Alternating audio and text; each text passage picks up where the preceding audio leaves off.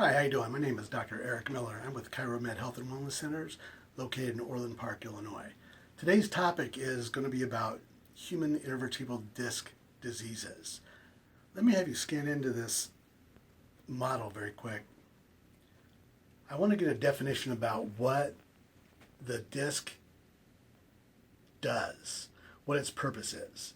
When we look at the disc, what we see is a gelatinous center called the nucleus pulposus, as well as a cartilaginous fibroelastic layers that surround it to contain the jelly-like material inside. The purpose of this disc is to act as both a spacer and to add flexibility through the spinal column so that we can move with good flexibility. The disc needs that flexibility to actually get nutrition into the disc. The disc is a spacer for what's called the intervertebral foramen, which is the holes where the nerve comes out between each and every vertebrae. So they're very important.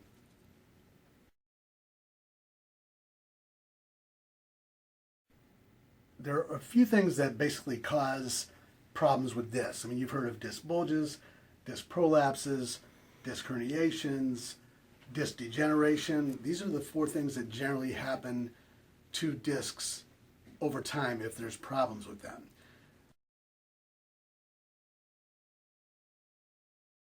There are a few different ways to actually cause problems with disc. One would be something traumatic, such as an accident, slip and fall, car accident, something that causes a shearing force through the disc. It's normally when the body's flexed and rotated when lifting something, or if you're in a car accident and your body goes forward, and it actually compresses the disc and spins it, and that creates a tear or fissure in the disc, and then that disc will herniate at that time. But the most common way that discs become pathologic is by abnormal stress, wear and tear over time. So what can actually cause that abnormal stress? The biggest cause of abnormal stress to a disc over time is misalignment. So when the vertebrae are misaligned, they're going to basically be putting abnormal stress through that disc over time, and that abnormal pressure is going to create cracks and fissures in the outer layers of the disc, and that jelly-filled center is eventually going to migrate towards the path of least resistance and create a bulge.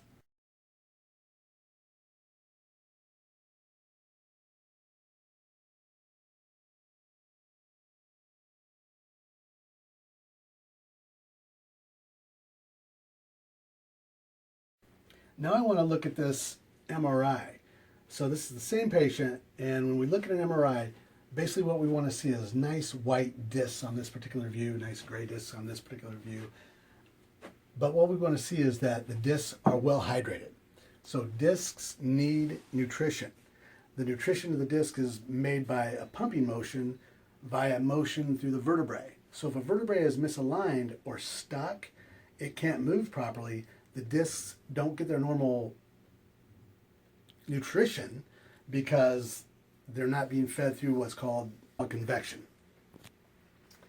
So a disc that is healthy is going to serve its purpose as a spacer. It's going to allow plenty of space for the nerve to come out behind that particular vertebrae, and it's going to allow motion through the segments so that things can stay healthy and you can withstand stresses that are up to 10 times your normal body weight. If we look at this particular picture, you can see what a disc herniation looks like. We see that the disc is actually bulged backwards into the canal, and it's actually broken through the outer layers that are called the annulus fibrosus and into the canal. What happens when this particular situation occurs is that there can be pain in the spine. Disc problems cause a lot of spinal pain. And it can be neck, mid-back, low back, it doesn't matter what particular area, but the disc is innervated by a nerve called the sinovertebral nerve. It's pain sensitive, and you can have spinal pain just from disc pathology. But another thing that can happen is the disc can actually bulge and create pressure on a nerve that exits. I'm going to show you with this chart. If you have a nerve in the neck, that can actually, or a disc bulge in the neck, that can actually irritate a nerve going down the arm, or if you have a disc problem pinching a nerve in the lower back, it can actually create pain like sciatica going down the leg.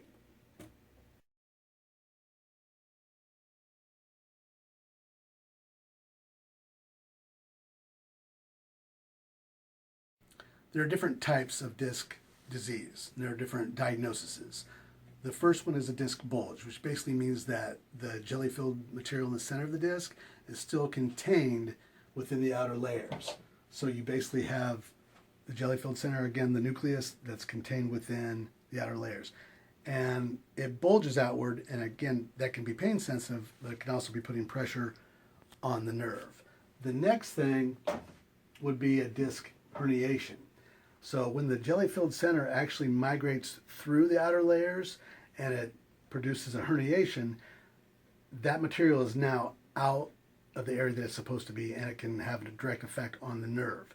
The body also perceives the disc material, the jelly-like material, the nucleus, as a foreign substance when it's herniated, and it creates an inflammatory reaction, and the body will actually lay down white blood cells, lymphocytes, macrophages that are part of the inflammatory cycle, and that in particular can also occupy space that can pinch the nerve.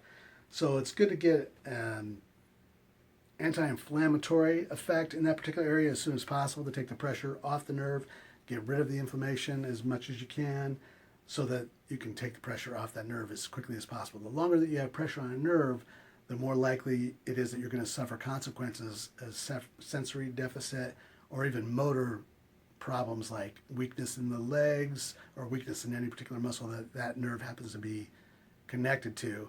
And unfortunately, it takes a long time for that nerve health to come back, the nerve flow to come back once it's been pinched for a while. It takes a long time.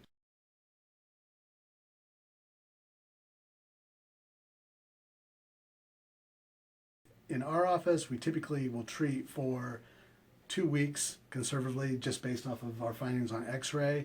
If you're not responding like you should, or if we're not decreasing either the spinal pain or the nerve pinch pain, then we send out for an MRI to see exactly what's going on with the discs, and based on what we see with that, we make our decisions.